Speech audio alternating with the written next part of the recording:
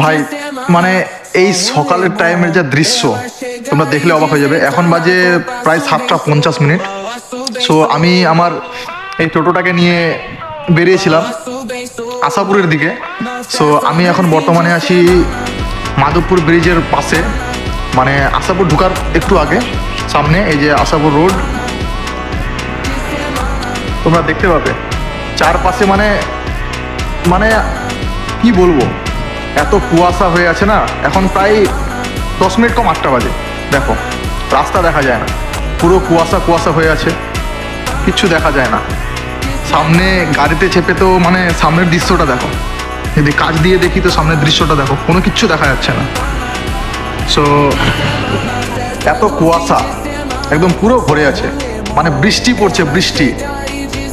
so guys দেখতেই পাচ্ছ আজকের মর্নিং